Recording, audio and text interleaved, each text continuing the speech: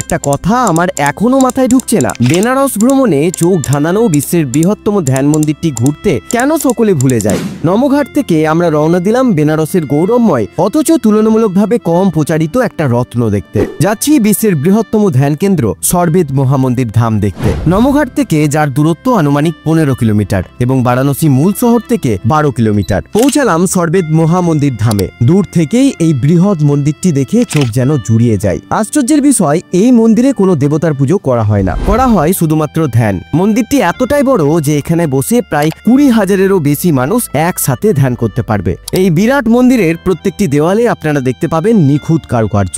ধর্মনিরপেক্ষ আধ্যাত্মিকতা ও আত্মজ্ঞান চর্চার এক বিশেষ স্থান এই মন্দির। এই সরবেদ মহামন্দিরের ভিত্তি স্থাপন করেন সদ্গুরু শ্রী সদাফল দেওজি মহারাজ, যিনি 1900 সালের দিকে বিহঙ্গম সংস্থার প্রতিষ্ঠা করেন। মন্দিরটির নাম সরবেদ হয়েছে সদ্গুরু সদাফল দেওজি মহারাজের লেখা একটি আধ্যাত্মিক পুস্তক থেকে। 2014 সালে এই মন্দিরের নির্মাণ কার্য শুরু হয়। 2023 সালে 18 ডিসেম্বর ভারতের প্রধানমন্ত্রী মাননীয় নরেন্দ্র মোদী মন্দিরটির আনুষ্ঠানিক দ্বার উদ্বোধন করেন। এই মন্দির 7 তলা বিশিষ্ট, যার প্রত্যেকটি তলায় ধ্যান ও আধ্যাত্মিক চর্চার জন্য বিশেষ ব্যবস্থা রয়েছে। মন্দিরের দেওয়ালে 3173টি সরবেদ শ্লোক মাকরানা মার্বেলে খোদাই করা রয়েছে। বেনারসে এলে অবশ্যই বলবো কিছু লোকাল সাইট সিন করুন বা না করুন, এই মন্দিরে অবশ্যই আসবেন। মন্দিরটি বেনারস থেকে 12 কিলোমিটার দূরে উমরাহাতে অবস্থিত। সকাল 6টা থেকে সন্ধ্যা 8টা পর্যন্ত সপ্তাহের প্রতিদিন এই মন্দির খোলা থাকে। ভিডিওটা ভালো লাগলে অবশ্যই একটা লাইক করে চ্যানেলটাকে সাবস্ক্রাইব করে রাখবেন, না হলে আমি হারিয়ে যাব।